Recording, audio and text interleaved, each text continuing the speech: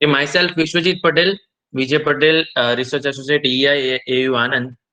और अभी तक जैसे रिसेंट एक्शंस एंड अप्रोचेस के ऊपर काफी सारी बात हुई, और उसी के तहत थोड़ी बहुत एक्सटेंशन रिफॉर्म्स जो पहले भी हुए थे हमारे, क्योंकि आप सबको पता है कि कोई ऐसी सिचुएशन होती है, वो सिचुएशन के साथ बदलाव आते हैं, और वो बदलाव के लिए नए जो बदलाव आए हैं वो क्यों आए हैं वो भी जानना जरूरी है। पहले क्या हुआ था और किस तरीके से नई चीजें आती है, वो भी थोड़ा बहुत हम एक्सटेंशन रिफॉर्म्स में देखेंगे, और उसके बाद स्वॉट के बारे में भी थोड़ी बात करेंगे।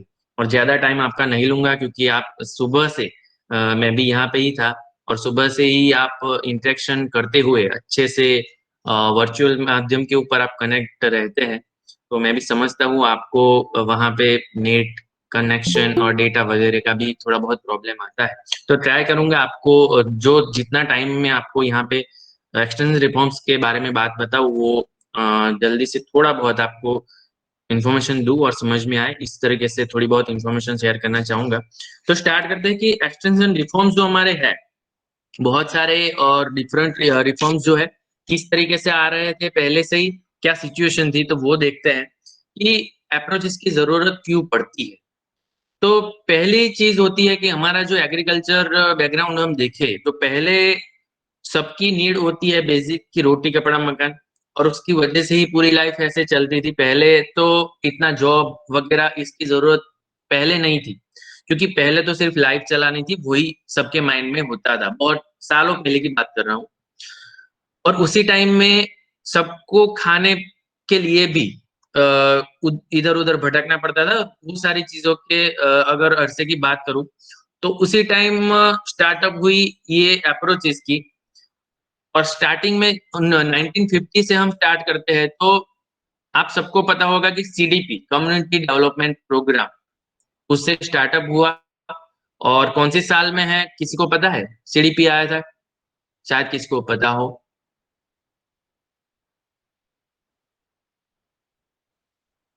जैसे कि मैंने 1950 की बात की, तो उसी के दौरान 1952, 1952 जो हम जो साल है, वहां पे सीडीपी का इंट्रोड्यूस हुआ, कम्युनिटी डेवलपमेंट प्रोग्राम, और वो भी फूड सिक्योरिटी के बारे में, और काफी सारी ऐसी चीजें जो बेसिक लेवल पे फार्मर को प्रोवाइड हो। 1960 से 70 की बात करें, तो वो सीडीपी जो था वो इक्वली डिस्ट्रीब्यूट नहीं हो रहा था।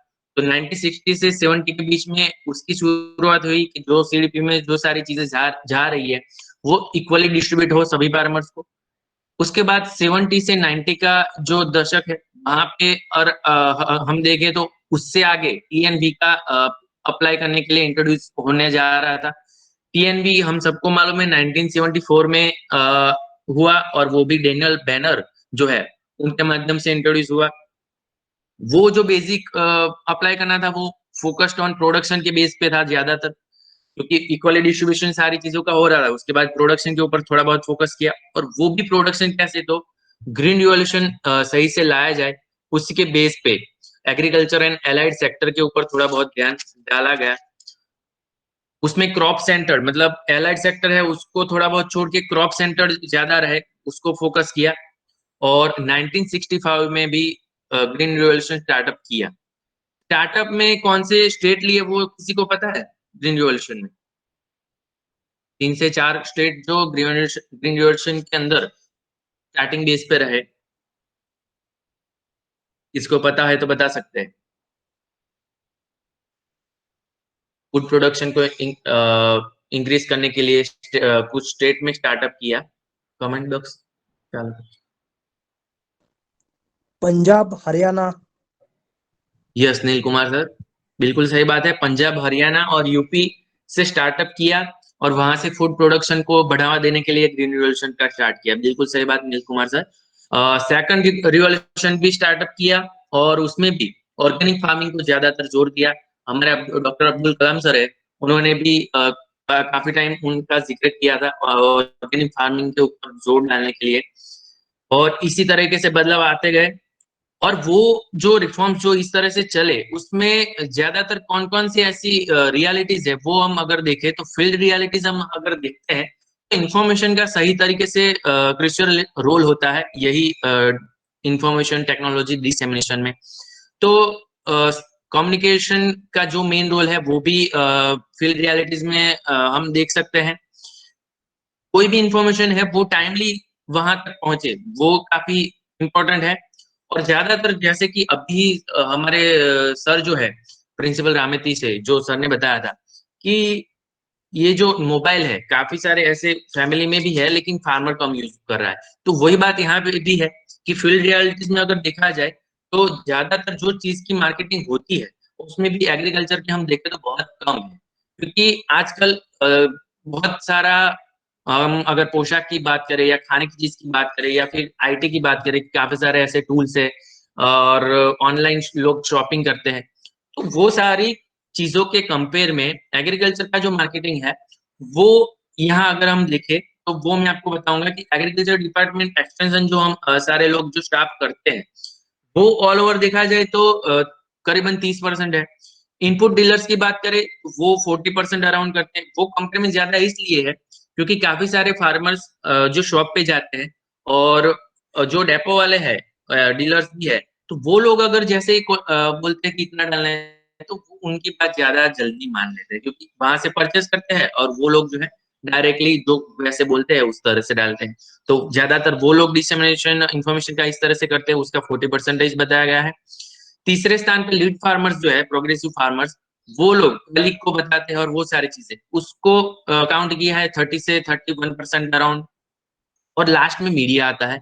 तो मीडिया की जैसे मैं अभी बात कर रहा था, ओनली 7 to 10% अराउंड जो डिसमिनेशन हो रहा है इन्फॉर्मेशन का वो मीडिया के द्वारा सिर्फ 7 से 10% है।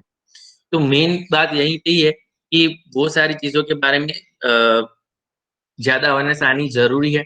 जैसे कि हम एफबी में भी देखते हैं कि काफी सारे ऐसी चैनल्स है जो ऑनलाइन जो टूल्स होते हैं, नए नए ट्रैक्टर्स या नए नए मशीनरीज जो फार्मिंग में यूज किए जाते हैं, तो ज्यादातर हम आउट ऑफ कंट्री के जो होते हैं वो वीडियोस ज्यादा देखने को मिलता है कि हाँ ये कंट्री ने इस तरीके से बड़े बड़े टूल्स जो है एग्रीकल्चर फार्मिंग में यूज करते हैं। इस तरीके से पूरा अगर एरिया बड़ा सा दिखाया जाता है और बहुत सारी लैंड जो एक ही जगह पे होती है और वहां पे बड़ा सा इंस्ट्रूमेंट जो है वो यूज किया जाता है। तो उसी तरीके से बाहर का जो हम देखते हैं उसी तरीके से लोकली ज्यादा होना जरूरी है। क्योंकि काफी सारे ऐसे ट्रेलर्स वाले लोग भी होते हैं जो अच्छे टूल्स बनाते हैं लेकिन उसका जो है मार्केटिंग अच्छी तरीके से वो नहीं कर पाते। तो वो भी एक फैक्टर्स है फील्ड में रियलिटी के कि उसकी वजह से नई कुछ चीजें होती है, नई टेक्नोलॉजी है वो जल्दी से सामने नहीं आती। और उसके बाद न्यू अप्रोचेस बनाने के लिए क्या क्या चीजें, नए नए अप्रोचेस अगर बनते हैं तो ट्रांसफर ऑफ टेक्नोलॉजी के माध्यम से किस तरीके से उसको बनाया जाए, वो बातें अगर हम देखें तो उसमें वो चीज जरूरी है कि कोई भी चीज बनाया जाता है, नई चीज या नए अप्रोचेस बनाए जाते हैं तो वो फार्मर को इजीली अंडरस्टैंड हो, वो जरूरी है। ज्यादातर सिंपल वे पे हो वो भी जरूरी है क्योंकि कॉम्प्लिकेटेड होगा तो फार्मर को पता नहीं चलेगा, तो वो एक चीज है। उसके बाद है इकोनॉमिकल वायबल होना भी जरूरी है क्योंकि अगर फार्मर उसको परचेस नहीं कर सकता तो भी वो दिक्कत आती है। तो इकोनॉमिकल वायबल होना होना भी जरूरी है। कंपेटेबल विथ रिसेंट सिचुएशन, उनकी जो सिचुएशन है उसको भी सेट होना जरूरी है। ट्राइबल एंड लिमिटेड एरिया जो है उसके बारे में, क्योंकि कोई भी चीज होती है वो ज्यादातर हम क्लस्टर में इतना बड़ा नहीं करते क्योंकि जो कुछ थोड़ी बहुत हम ट्राई करते हैं कि हाँ पहले थोड़े बहुत एरिया में अप्लाई हो और उसके बेसिस पे पूरे हम विस्तार में हम उसको डेवलप कर सकते हैं। तो वो एक एरिया आइडेंटिफाई करके उसके अंदर अप्लाई हो वो जरूरी है क्योंकि नया रिफॉर्म्स होता है तो उसके बेसिस पे हम कुछ सर्वे करके या फिर इवैल्यूएशन करके बड़े पैमाने के ऊपर लाया जा सकता है। तो वो भी जरूरी है कि किस तरीके से हम उसको इम्प्लीमेंट करते हैं, वो जरूरी है।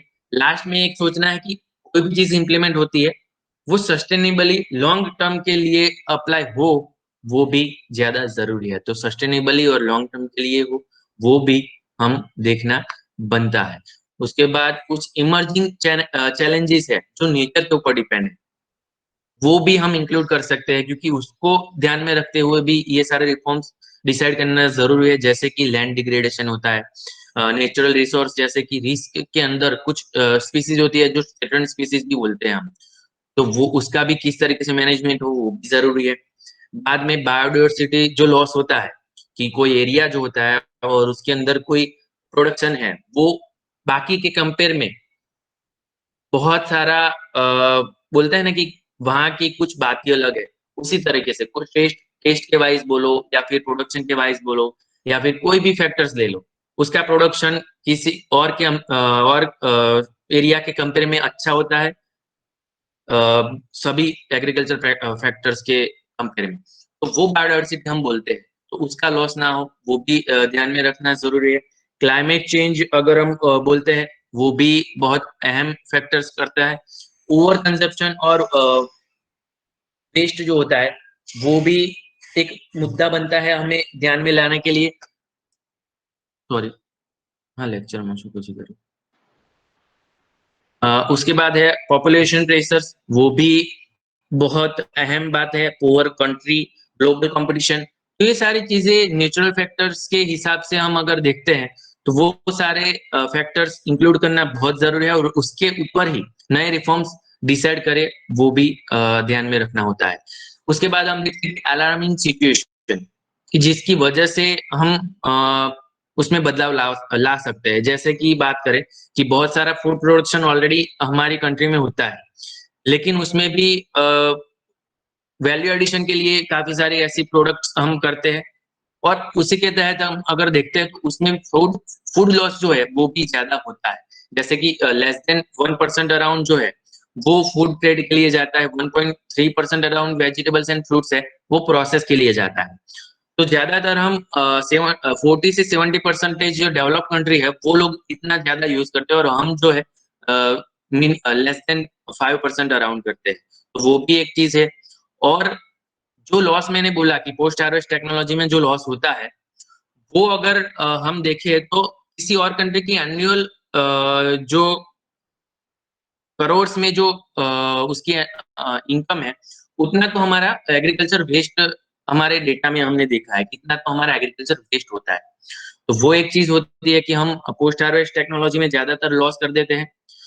दूसरा एक है कि काफ़ी सारे ऐसे चैलेंजेस जिसके ऊपर हम नए रिफॉर्म्स काउंट करते हैं और बनाते हैं। जैसे फार्मर्स की इकोनॉमिकल कंडीशन, उसकी फैमिली की कुछ भी जो अर्निंग है उसको ध्यान में रखते हुए और पूरा जो है not only farmer but farmer की फैमिली को भी हम इंक्लूड करते हैं और उसके बेसिस पे कोई भी रिफॉर्म्स जो है उसका बनाने का जो भी चीज है वो प्रोडक्शन के ऊपर, उनका इकोनॉमिकल कंडीशन के ऊपर और काफी सारी ऐसी चीज है उनकी फैमिली की भी जो बात है उसके ऊपर हम ध्यान में रखते हुए नए रिफॉर्म्स को इंट्रोड्यूस करते हैं। तो काफी सारे रिफॉर्म, जैसे मैं बात करता हूँ टीएनवी से स्टार्ट किया, जैसे मैंने पहले बताया, तो टीएनवी के बारे में थोड़े बहुत इंफॉर्मेशन देखे तो उसमें इम्पोर्टेंट क्रॉप जो है उसके ध्यान में रखते हुए उसको स्टार्टअप किया।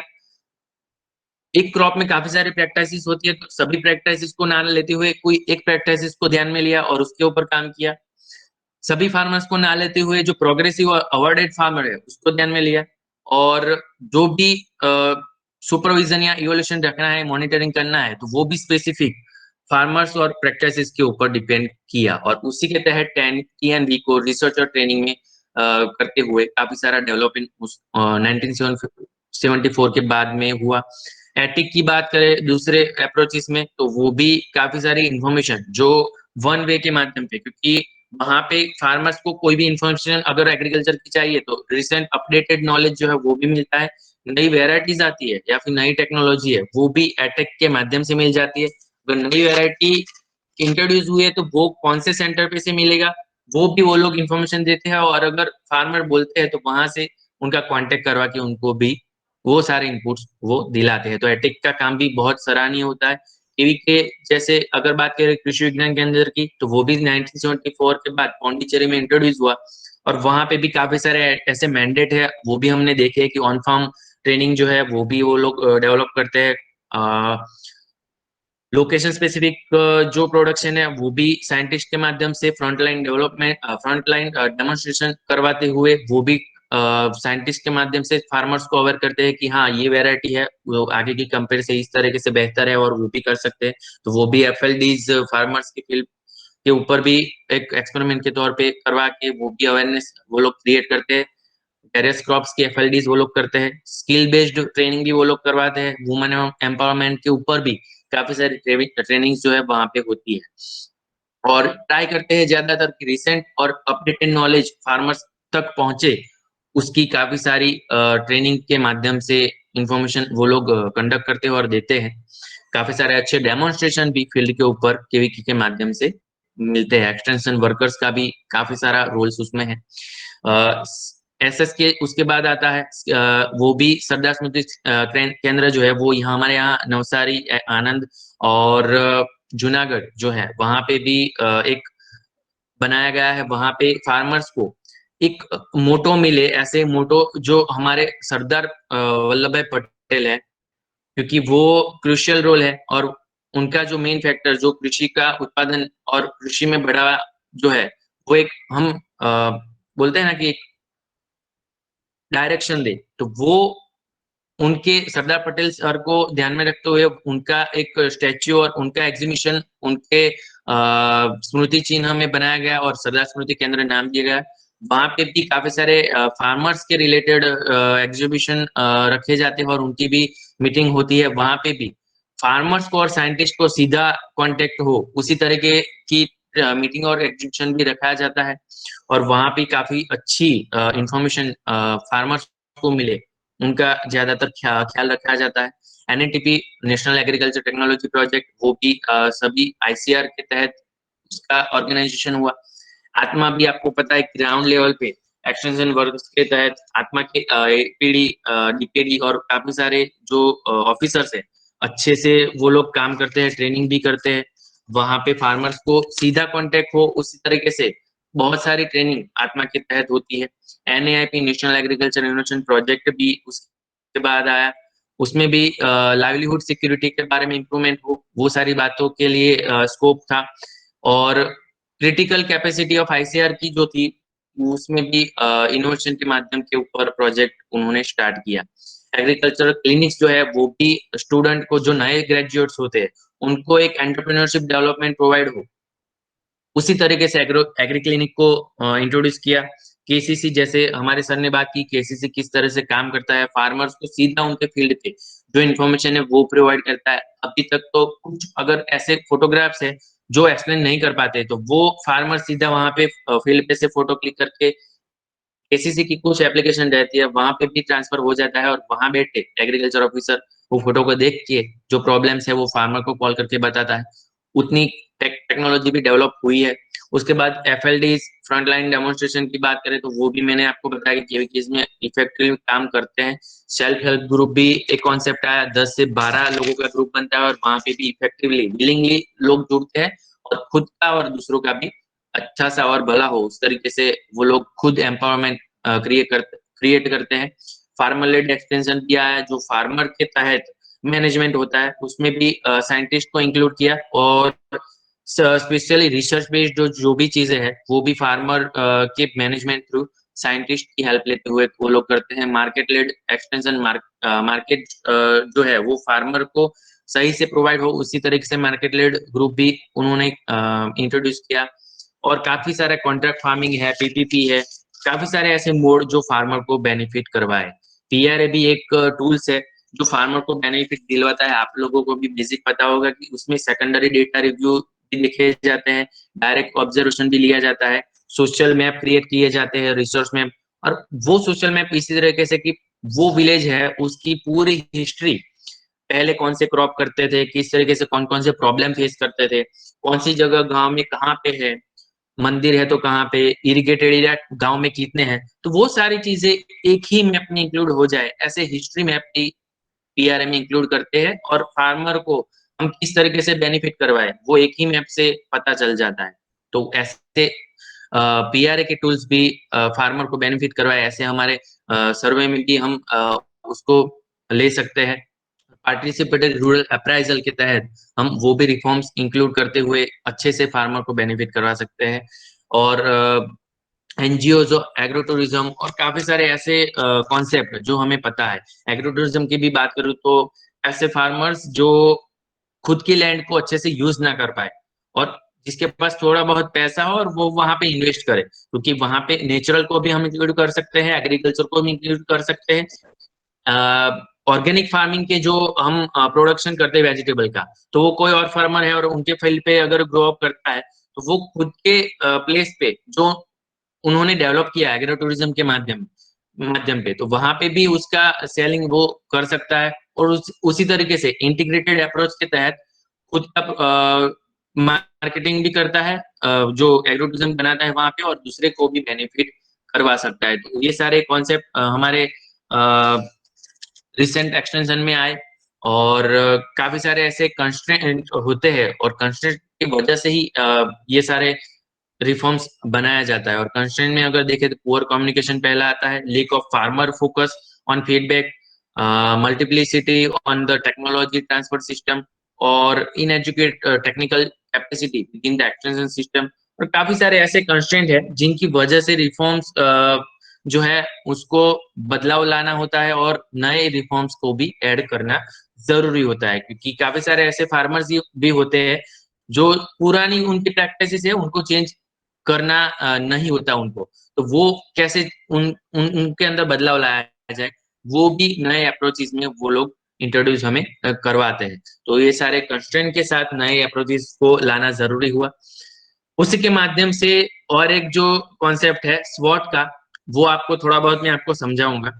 स्वॉट सब किसी ने किया है, आप सभी ने स्वॉट कहीं ना कहीं पे किया ही है, क्योंकि स्वॉट का फुल फॉर्म अगर हम देखें तो strength, weakness, opportunity and threats. और वो सारी स्वॉट की जो बात है वो सभी ने कहीं ना कहीं सभी ने की ही है। तो एक थोड़ा बहुत पीपीटी के माध्यम से मैं आपको शेयर करना चाहूंगा।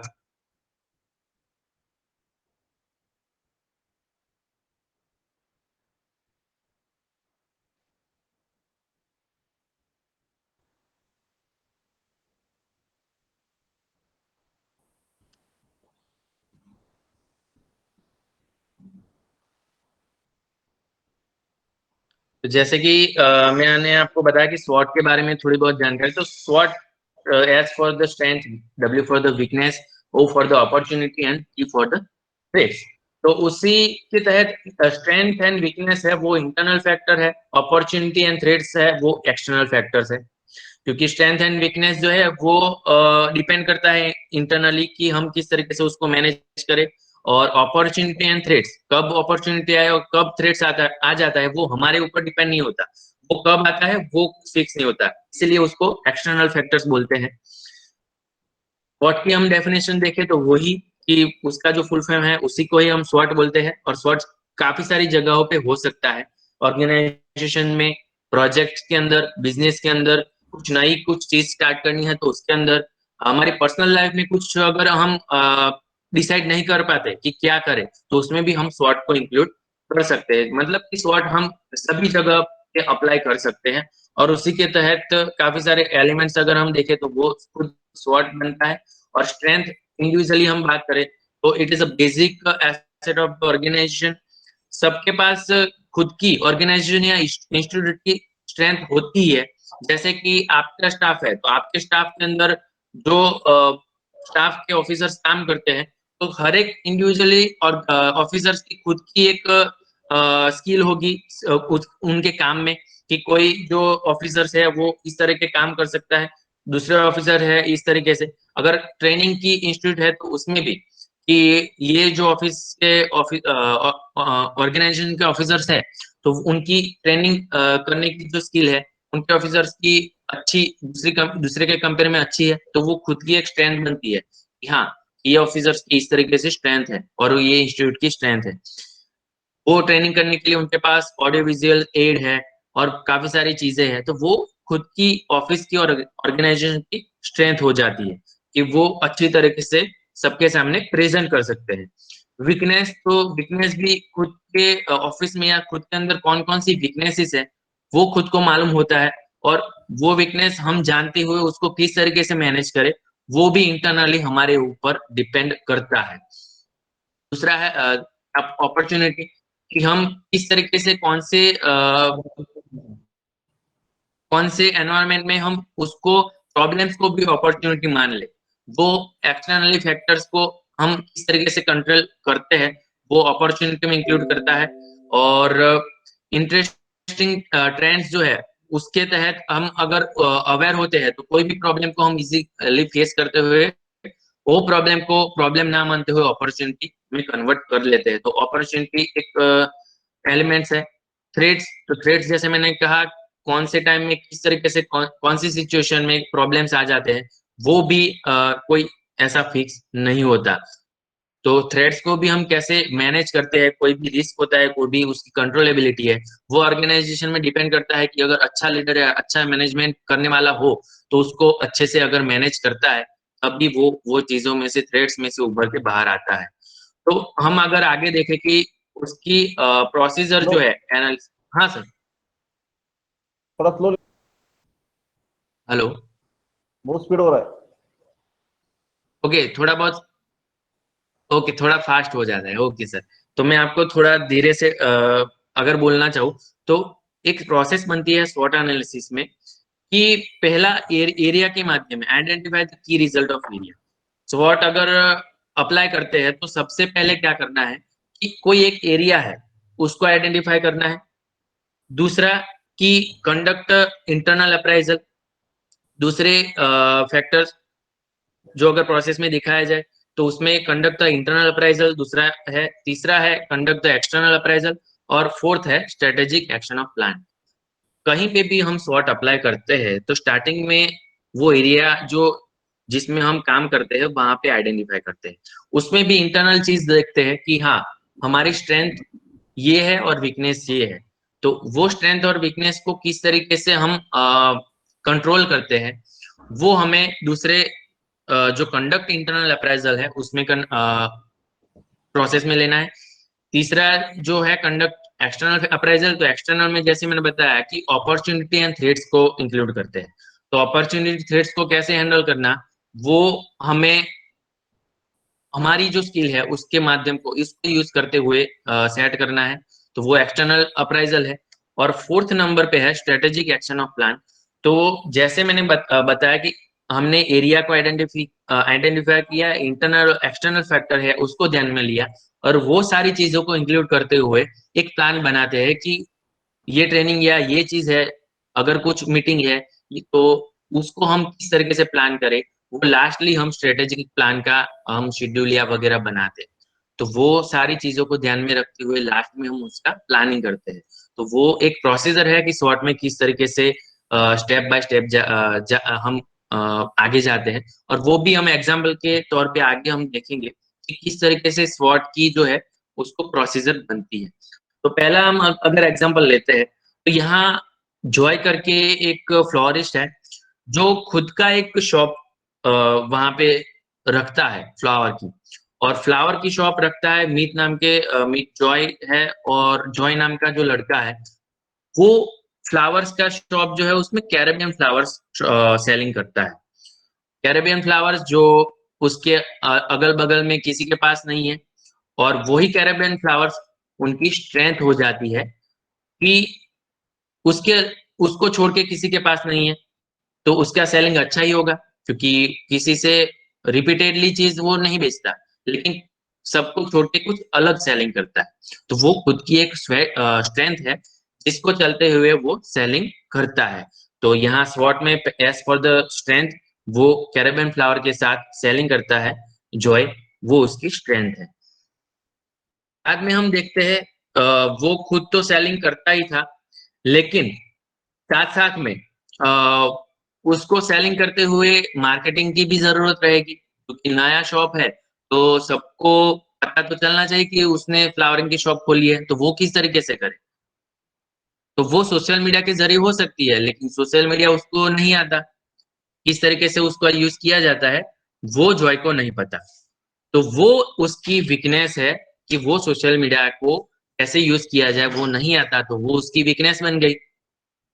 तो वो यहाँ पे W फॉर द वीकनेस वो यहाँ पे जॉय को मिलता है।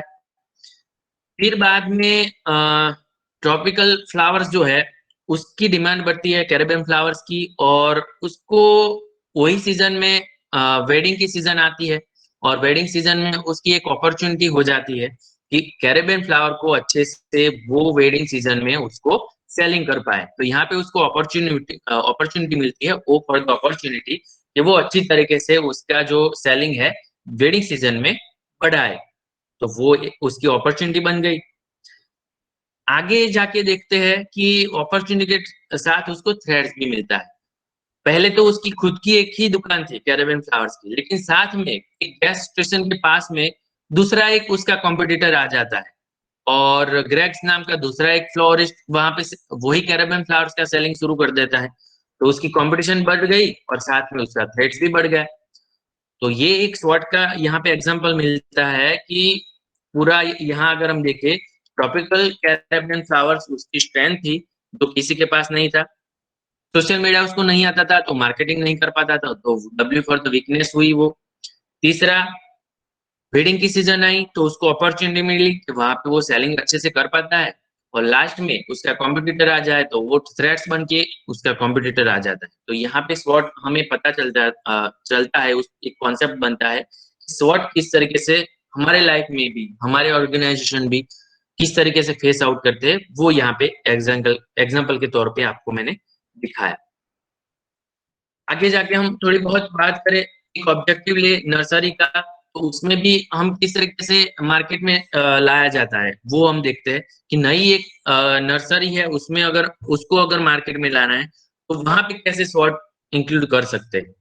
तो वो अगर हम मैट्रिक के साथ अगर देखें तो ये एक मैट्रिक बनता है जहां पे स्वॉट में एक तरफ अपॉर्चुनिटी एंड थ्रेट्स को रखना है और दूसरी तरफ स्ट्रेंथ और वीकनेस को रखना है। स्ट्रेंथ और अपॉर्चुनिटी यहाँ पे हम देखें तो स्ट्रेंथ और अपॉर्चुनिटी को मर्जअप करते हैं, तो वहां पे आपको अटैकिंग स्ट्रेटेजी यूज करना है। कैसे? तो जैसे कि यहाँ पे एक हम क्रिकेट की बात करें तो कोहली है, विराट कोहली जी है। तो वो अगर हम वहां पे क्रिकेट खेलने के लिए जाते हैं और सामने की टीम उनकी अगर कुछ वीक जैसी है, जैसे कि बांग्लादेश की या फिर ऐसी कुछ हम देख लेते हैं, वो टीम है, तो वहां टीम भी थोड़ी बहुत वीक है और पिच जो है वो भी उनको अच्छा रन बना सके ऐसी है। तो वहां पे उनको स्ट्रेंथ ये है कि बैटिंग उनकी अच्छी है, अपॉर्चुनिटी ये है कि सामने की टीम और पिच उनको सूटेबल हो ऐसी है। तो वहां पे वो कौन सी स्ट्रेटेजी अपनाएंगे? वहां वो अटैकिंग खेलेंगे। तो यहाँ पे स्ट्रेंथ और अपॉर्चुनिटी को मिला के वो जो है वो अटैकिंग स्ट्रेटेजी अपनाते हैं और वो अटैकिंग स्ट्रेटेजी के साथ उनको खेलते हैं। दूसरा देखिए वीकनेस और अपॉर्चुनिटी। तो वीकनेस और अपॉर्चुनिटी में अगर हम देखते हैं तो वहां पे टीम जो है वो हम चेंज कर देते हैं और वही टीम के साथ ऑस्ट्रेलियन की टीम हम रख देते हैं। तो वहां पे वो लोग क्या करेंगे? तो वहां पे वो स्ट्रेंथ और थ्रेट्स को देखते हैं, तो वहां पे डिफेंसिव स्ट्रेटेजी अपनाते हैं। स्ट्रेंथ और थ्रेट्स को रखते हुए ऑस्ट्रेलियन टीम के साथ डिफेंसिव खेलेंगे। वहां पे उनको रन ज्यादा बनाना वो नहीं सोचते, क्योंकि वहां पे विकेट का भी अहम रोल होता है और विकेट को भी ध्यान में रखना होता है। तो वहां पे डिफेंसिव खेलते हैं स्ट्रेंथ और थ्रेट्स को ध्यान में रखते हुए। बाद में अपॉर्चुनिटी और वीकनेस की बात करें तो हम विराट कोहली की जगह हरभजन सिंह को रख देते हैं। तो वो क्या करेंगे? वो भी वहां पे वही अटैकिंग स्ट्रेटेजी वहां पे अपनाएंगे, क्योंकि वहां पे भी उनको टीम को फेस आउट करना है। तो वो भी वीकनेस और अपॉर्चुनिटी को ध्यान में रखते हुए अटैकिंग खेलेंगे। लास्ट में वीकनेस और थ्रेट्स है, वहां पे भी वो डिफेंसिव स्ट्रेटेजी अपनाएंगे। तो एग्जाम्पल के साथ मैंने आपको मैट्रिक्स में कैसे करना है वो आपको दिखाया। वही उसी तरह से आगे की जो मैंने स्लाइड आपको दिखाई थी नर्सरी में किस तरीके से अप्लाई होता है, तो वो भी मैं आपको बताऊंगा कि उसकी स्ट्रेंथ है कंसिस्टेंट क्वालिटी की। दूसरा है produce a high ratio of the healthy plants and तीसरा है एक्सपीरियंस। जो ये तीनों को मिलाते हैं तो वो उनकी स्ट्रेंथ बनती है कि क्वालिटी अच्छे से वो लोग प्रोवाइड करते हैं, स्ट्रेंथ में हेल्दी प्लांट दे सकते हैं और अनुभव भी उनका वो नर्सरी में अच्छा है। तो वो सारी उनकी स्ट्रेंथ हुई। वीकनेस की बात करें तो उनके पास फंडिंग का थोड़ा बहुत प्रॉब्लम है और रेपुटेशन अभी बनानी उनकी वहां पे बाकी है, रेपुटेशन इतनी मार्केट में उनकी नहीं है, तो वो तो उनकी वीकनेस होती है। अपॉर्चुनिटी की बात करें तो कंज्यूमर कस्टमर लॉयल्टी है, वो भी उनकी अच्छी है और लॉयल्टी के साथ अच्छे से वो लोग नर्सरी को डेवलप कर सकते हैं। मार्केट को भी अच्छा बेहतर वो लोग अपॉर्चुनिटी के साथ बना सकते हैं। और लास्ट है थ्रेड्स। थ्रेड्स में उसको वेदर्स paste attack, disease attack and similar size of the farms जो है वो सारे उनके थ्रेट्स है कि कोई भी टाइम वेदर का प्रॉब्लम आ सकता है, पेस्ट अटैक और डिसीज भी अटैक कर सकते हैं, तो वो कैसे उसको कंट्रोल करना है, वो सारी उनकी थ्रेट्स है। तो ये चारों बातों को ध्यान में रखते हुए हम उसको स्वॉट मैट्रिक्स में अप्लाई करेंगे। यहाँ पे वो नर्सरी का स्वॉट मैट्रिक्स है, तो यहाँ पे आप देखेंगे स्ट्रेंथ और अपॉर्चुनिटी को मिला के वो कैसे उसकी स्ट्रेटेजिक डेवलपमेंट वो लोग कर सकते हैं, वो यहाँ पे उनका यहाँ पे लिखा है कि use experience and consistent quality. उनका अनुभव अगर यहाँ पे अप्लाई करते हैं और उनकी जो प्लांट की क्वालिटी है वो तो अच्छी है ही, तो उसको भी उनको यूज करना है और उसके साथ साथ कस्टमर के साथ रिलेशन बनाने हैं, तो वहां पे वो अपॉर्चुनिटी और स्ट्रेंथ को मिलाते हैं। बाद में वीकनेस और अपॉर्चुनिटी को मिलाते हैं, तो वहां पे वो एडवांटेज ले सकते हैं कि मार्केट का किस तरीके से नई चीज को इंक्लूड करना है नर्सरी में, क्योंकि आप सबको पता है कि कोई भी चीज स्टार्ट करते हैं तो उसमें बदलाव लाना जरूरी होता है, क्योंकि कई सारी जगह पे सेलिंग का भी और बाइंग का भी दोनों तरह पे नई नई चीजों को इंक्लूड करना जरूरी है। तो उसी तरीके से एडवांटेज वो लोग लेते हैं और मार्केट को किस तरीके से बेहतर बनाया जाए, वहां पे कैसे रेपुटेशन क्रिएट की जाए, वो वीकनेस और अपॉर्चुनिटी को ध्यान में रखते हुए वो लोग बढ़ाएंगे। उसके बाद है थ्रेड्स और स्ट्रेंथ को किस तरीके से मिला के, तो यहाँ पे दिखाया गया कि provide consistent quality to acquire the market and reduce the competition. Competition में भी किस तरीके से उसको फेस आउट करना है, वो क्वालिटी के साथ साथ, क्योंकि कई सारी ऐसी स्कीम भी होती है वो लोग अपनाते हैं कि हाँ इतने पैसों में इस तरीके से सेल हमने किया है कि इतने अमाउंट में, कम अमाउंट में आपको इतनी चीजों को पा सकते हैं, तो उसी तरीके से मार्केट को भी वो लोग डेवलप करते हैं। तो स्ट्रेंथ और थ्रेड्स को मिला के, क्योंकि ऑफ सीजन होती है तब आपको पता होता है कि ऑफ सीजन में इतना वो सेलिंग नहीं कर पाते, तो उसको किस तरीके से कन्वर्ट करें उसकी अपॉर्चुनिटी में, तो वो भी स्ट्रेंथ और थ्रेड्स को मिला के कुछ ऐसी स्कीम को डेवलप करे और वहां पे सेलिंग बढ़ाए, तो वो स्ट्रेटेजी भी वो लोग अप्लाई करते हैं। वीकनेस और थ्रेड्स में भी उसी तरह के बिल्डर्स के सामने वो किस तरीके से चैलेंजेस को इंक्लूड करते हैं, किस तरीके से उनका पेस्ट और डिसीज का मैनेजमेंट करते हैं, वो खुद के ऊपर डिपेंड करता है कि किस तरीके से कम दाम में ऑर्गेनिक को यूज करते हुए किस तरीके से वो कम खर्च में खुद का नर्सरी जो है उसको पेस्ट अटैक से बचाए, वो उनकी स्ट्रेटेजी इंक्लूड की जाती है। तो यहाँ पे स्वॉट मैट्रिक्स का नर्सरी के साथ एक एग्जांपल था। उसके बाद बहुत सारे एडवांटेज है स्वॉट के, जैसे कि काफी सारी ऐसी ऑफिसेज या ऑर्गेनाइजेशन प्रॉब्लम्स को फेस करते हैं, तो वो प्रॉब्लम से किस तरीके से हम बचे, वो स्वॉट के आधार के ऊपर से वो लोग कर सकते हैं। फिर कोई भी केवीके या फिर कोई भी ऐसे रिसर्च स्टेशन है जहाँ पे स्वॉट करते हुए उनको पता चलता है कि हाँ इतने इतने बदलाव लाना हमें जरूरी है, और उतने बदलाव के साथ हम फार्मर को किस तरीके से बेनिफिट करवाते हैं वो हमें स्वॉट के आधार से पता चलता है। तो स्वॉट वो भी एडवांटेज करवा सकता है कि फार्मर्स को ज्यादातर बेनिफिट कितना हो, वो भी इजीली एडवांटेज यहाँ स्वॉट में मिलता है। वो इफेक्टिव भी रहता है क्योंकि उसमें डायरेक्शन भी मिलती है कि कौन सी डायरेक्शन में हमें जाना है, कौन कौन से प्रॉब्लम को फेस आउट करना है।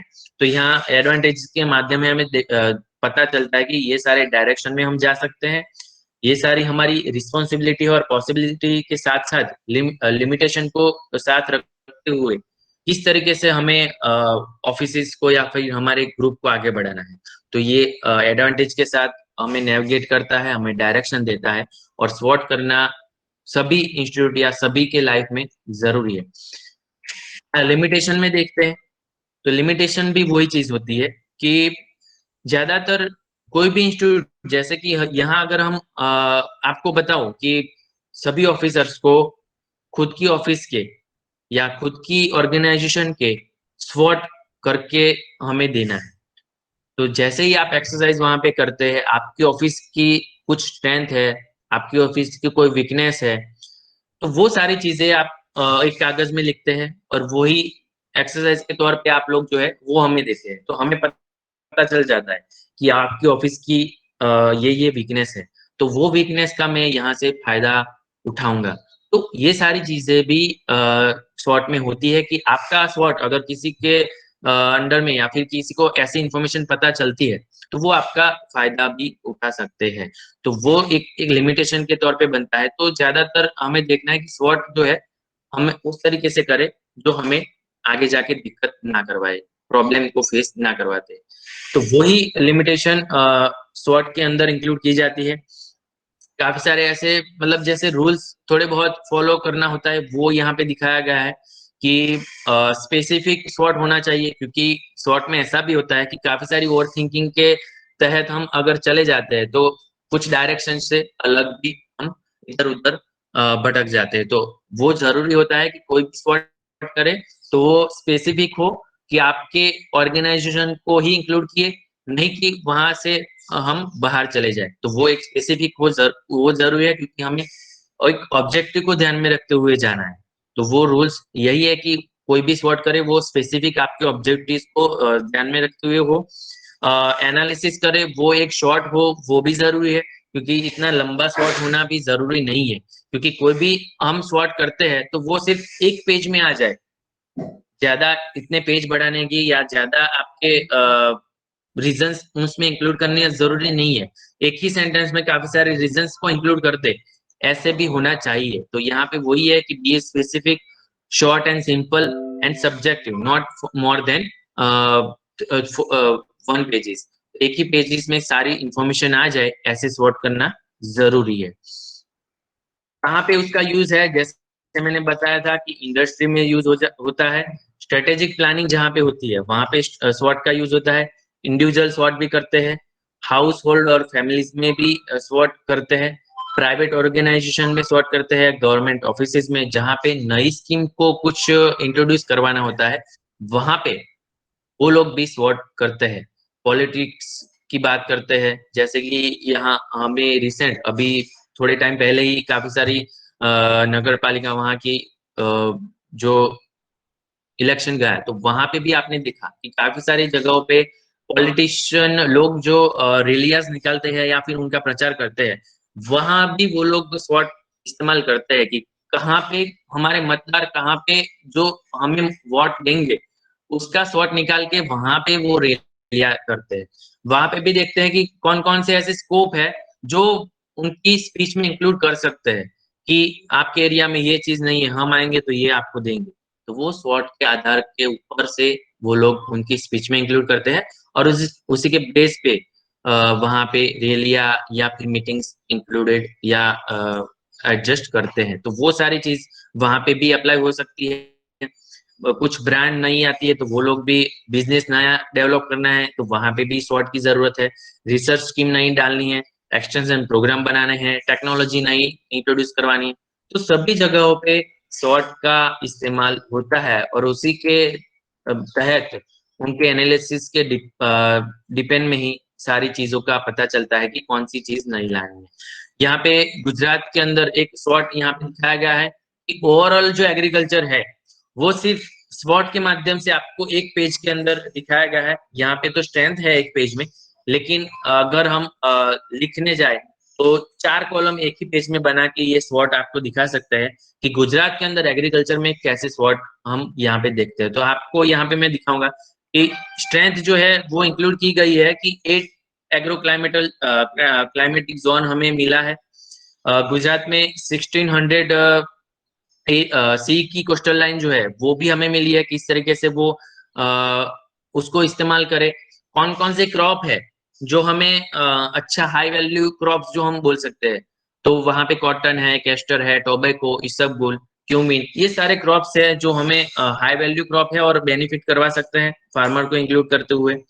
अच्छी सॉइल भी है, 40 मेजर क्रॉप्स है जिसके तहत हम एग्रीकल्चर कर सकते हैं। अच्छे फार्मर्स है जो एंटरप्रेन्योरल बिहेवियर कर सकते हैं, तो वो फार्मर्स भी है, वो भी हम एक लिस्ट में बना सकते हैं। लॉन्गेस्ट सी कोस्टल लाइन जैसे मैंने बताया कि 1600 किलोमीटर, वेल डेवलप्ड इंफ्रास्ट्रक्चर भी है, एग्रो इंडस्ट्री पॉलिसी भी है, डोमेस्टिक मिल्क सेक्टर जैसे कि अमूल की बात करें तो अच्छे कोऑपरेटिव सेक्टर पे अमूल भी हमारे पास, good governance and original initiatives अगर हम देखें तो वो भी है। तो जितनी भी हमारी स्ट्रेंथ है वो मार्केट को ध्यान में रखते हुए क्रॉप से मार्केट तक की सारी स्ट्रेंथ हमने एक पेज में यहाँ आपको दिखाई।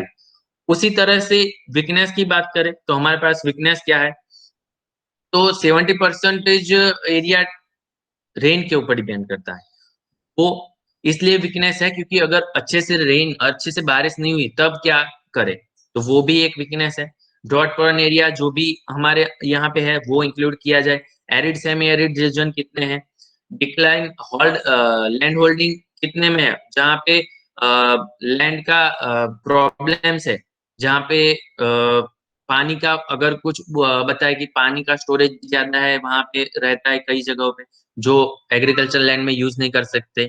कोई ऐसी भी जगह है जहाँ पे ड्रॉट प्रोन एरिया है, जहाँ पे इतना डेजर्ट जैसा एरिया है जहाँ पे फार्मिंग अच्छे से नहीं होती। तो वो सारी ऐसी वीकनेस है। और high cost of the power, power की भी कॉस्ट जहाँ पे ज्यादा है तो वहां पे फार्मर्स लोग खुद से इलेक्ट्रिसिटी की बात करें तो वो ज्यादातर यूज नहीं कर सकते। कुछ फ्लड की और इरोजन की बात करें तो वो भी दिक्कत है। तो ऐसे सारी वीकनेस है वो हमने यहाँ पे इंक्लूड की। उसके बाद अपॉर्चुनिटी की बात करें तो अपॉर्चुनिटी हमारे पास क्या है, जो जेनेटिकली मॉडिफाइड क्रॉप्स है उसकी बायोटेक्नोलॉजी हमारे पास अच्छी है, तो वो उसको इस्तेमाल करें। हॉर्टिकल्चरल डेवलपमेंट भी अच्छा हो सकता है। ऐसे काफी सारे क्रॉप्स है जिनकी वैल्यू एडेड प्रोडक्ट्स बन सकती है, तो वैल्यू एडिशन प्रोडक्ट्स में भी अपॉर्चुनिटी कर सकते हैं कि अच्छे से इंडस्ट्री बना के फार्मर का वहां पे कॉन्ट्रैक्ट फार्मिंग करवा के भी अच्छे से उनको सेलिंग करवा सके और अच्छे दाम उनको दे सके। तो ऐसे क्रॉप भी हॉर्टिकल्चर के होते हैं। पोटैटो, कैस्टर, इसबगोल ऐसे क्रॉप्स है जो एग्री एक्सपोर्ट जोन बन सकते हैं। ऑर्गेनिक फार्मिंग भी कर सकते हैं और वहां पे भी मार्केट का बढ़ावा कर सकते हैं। इंडस्ट्रीज जैसे मैं बात करी कि ऑयल सीड क्रॉप्स कुछ होते हैं, उसकी भी इंडस्ट्रीज हो सकती है। Cotton crop, oil seed crop, वो सारे क्रॉप को इंक्लूड करें तो वो भी है। एक्सपोर्ट किए जाए ऐसे भी क्रॉप्स है जैसे कि cotton, cumin, onion, garlic, castor, ऐसे कई सारे क्रॉप्स है जिनका एक्सपोर्ट हो सकता है और वहीं पे से भी इनकम को बढ़ावा दे सकता है। कॉर्पोरेट एंड कॉन्ट्रैक्ट फार्मिंग की मैंने ऑलरेडी बात की। और ऐसा आईटी नेटवर्क भी अच्छा है जिनकी वजह से एग्रीकल्चर में डेवलप हो सकता है। एनजीओ भी काफी सारे हैं जो एग्रीकल्चर के अंदर केवी के काफी सारे एनजीओ के अंदर होते हैं, तो वो सारे केवी को मिला के ग्राउंड लेवल पे अच्छे से वो लोग फार्मर्स को कांटेक्ट करके वहां पे मार्केट का डेवलपमेंट कर सकते हैं। तो ऐसे काफी सारी अपॉर्चुनिटी गुजरात के अंदर है। उसके बाद थ्रेट्स क्या है, तो जैसे इनएडिक्वेट and erratic natural of the rainfall, rainfall का थोड़ा बहुत प्रॉब्लम, फ्रीक्वेंट ड्रॉट, ड्रॉट का थोड़ा बहुत दिक्कत है। सॉइल इरोजन बहुत होता है काफी सारी जगहों पे। ग्राउंड लेवल के जो वाटर की बात करें वो भी थोड़ी बहुत काफी सारे एरिया में कम है। मार्केट फ्लक्चुएट होता रहता है, कई टाइम पे ऑनियन का भाव बढ़ जाता है, कहीं पे कब उसका दाम जो है कम हो जाता है उसका कोई पता नहीं। पोटैटो की बात करें तो अगले साल जो है बहुत अच्छे सब फार्मर्स को भाव मिले, उनका अच्छी वैल्यू भी हुई। लेकिन इस टाइम में भी जो है पोटैटो कोई फार्मर बेच नहीं सकता क्योंकि दाम कम है, और पूरे जो पोटैटो है वो कोल्ड स्टोरेज में वो लोग स्टोरेज के लिए बेचते हैं और स्टोरेज के आगे लंबी लाइनें देखने को मिलती है। तो ये सारे थ्रेट्स जो है वो मार्केट फ्लक्चुएट कब होता है वो किसी को कुछ पता नहीं है। तो ये सारे थ्रेट्स है। तो कहने का मतलब ये है कि गुजरात का एग्रीकल्चर है, मैंने आपको स्वॉट के साथ इजीली आपको बता दिया कि हाँ हमारी इतनी स्ट्रेंथ है, इतनी इतनी वीकनेस है, इतनी अपॉर्चुनिटी है और इतने थ्रेट्स है। तो स्वॉट कुछ करते हैं तो कुछ एक एग्जांपल के तौर पे मैंने आपको बताया कि किस तरीके से सारी इंफॉर्मेशन एक पेज में आ जाए, उसी के तहत हमें बनाना है और उसी के स्वॉट के माध्यम पे आगे सारी प्रोसीजर करनी है। यहाँ पे एक लास्ट एग्जांपल है स्वॉट का, जहाँ पे दिखाया गया है कि आपको अगर पर्सनली कोई खुद की लाइफ की बात करें तो कहीं पे लड़का या लड़की देखने के लिए जाते हैं, तो कौन कौन सी चीजों को ध्यान में लेते हैं, तो वो भी एक स्वॉट के तहत यहाँ पे दिखाया गया है। पहला लड़का है, 5 लड़के, उसमें सभी लड़के की स्वॉट यहाँ पे दिखाई गई है। पहला लड़का है जिसकी स्ट्रेंथ है कि वो आईएएस ऑफिसर है। उसकी वीकनेस है कि उसकी हाइट कम है, 5 फुट 2 इंच ओनली।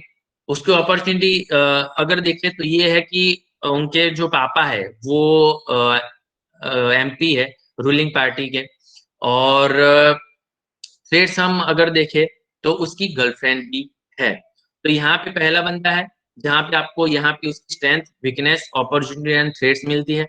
दूसरा लड़का है जो एग्रीकल्चर एक्सटेंशन में पीएचडी किया हुआ है, साइंटिस्ट है। वीकनेस ये है कि उसका डिवोर्स हो चुका है, पहले उसकी डिवोर्स हुई है एक। और एक है कि अपॉर्चुनिटी में कि उसने एमबीए भी किया है, तो अच्छा मार्केट बिजनेसमैन भी बन सकता है। और थ्रेड्स ये है कि उसकी एक रूमर फैली हुई है कि वो इनकैपेबल है, उतना कैपेबल लड़का नहीं है, ऐसी एक सोशली रूमर भी फैली हुई है।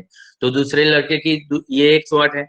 तीसरा लड़का जो है वो एमटेक इन कंप्यूटर साइंस में किया है, अच्छे से junior engineer with MTech in computer science.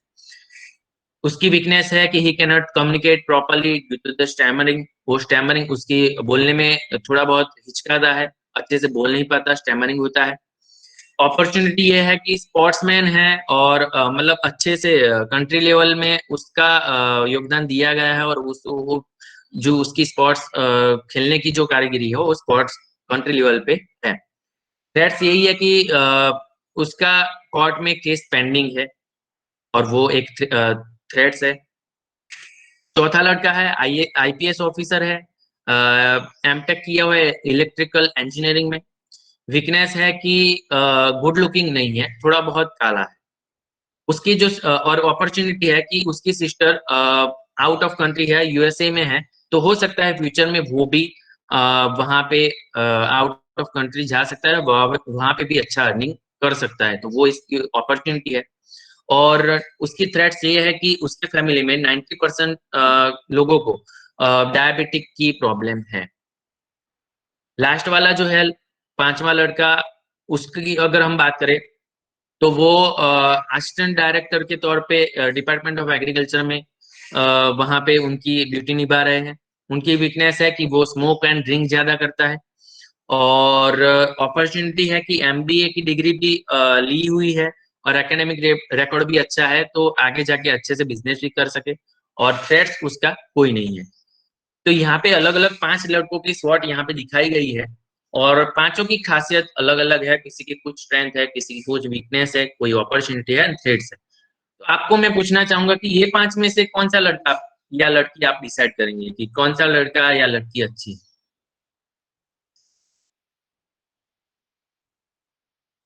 तो बताएगा कि हाँ सर ये पहला वाला अच्छा है, या दूसरा वाला, या तीसरा वाला, फोर्थ या फिफ्थ अच्छा है?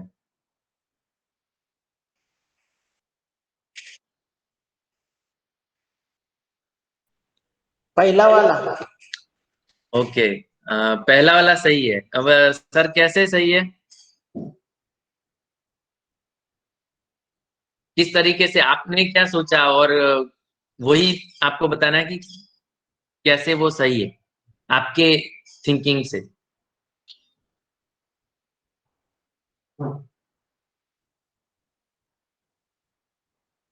ऐसी कौन सी बात है जिसकी वजह से आप पहला वाला चूज करते हैं?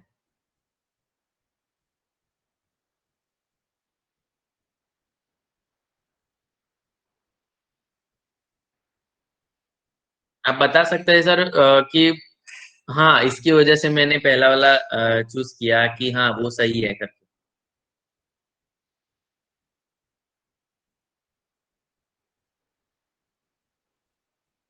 किसी और को भी कुछ बताना है कि हाँ इसकी वजह से ये सही है?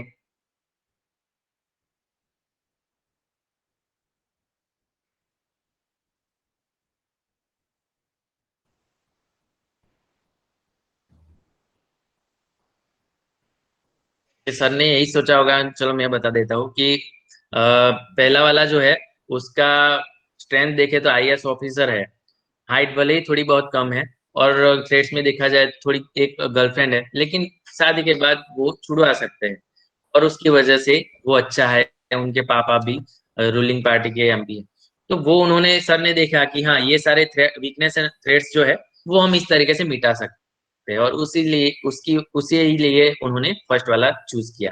उसी तरह से कोई ऑफिसर है वो बोलेंगे कि थर्ड वाला अच्छा है। क्यों? क्योंकि ये स्ट्रेंथ और अपॉर्चुनिटी तो अच्छी है, और वीकनेस थ्रेड्स को इस तरीके से हैंडल करेंगे।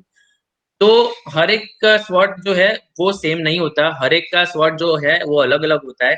कहने की बात ये टेबल पे से वही है कि हर एक की स्वॉट अलग अलग होती है और वो डिपेंड करता है कि किस तरीके से कौन सी स्ट्रेंथ, वीकनेस, अपॉर्चुनिटी और थ्रेट्स को यूज करता है, तो उसी तरीके से स्वॉट होता है और यही उसका एक एग्जाम्पल था। तो यही सारी बातें थी। किसी को स्वॉट के बारे में कुछ पूछना है तो यहाँ पे आप पूछ सकते हैं।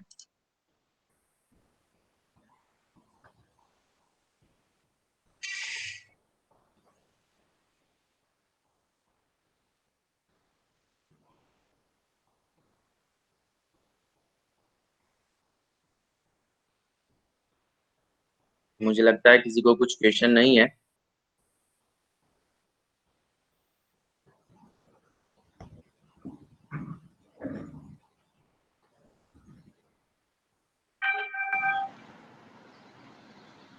कोणाला प्रश्न आहेत का?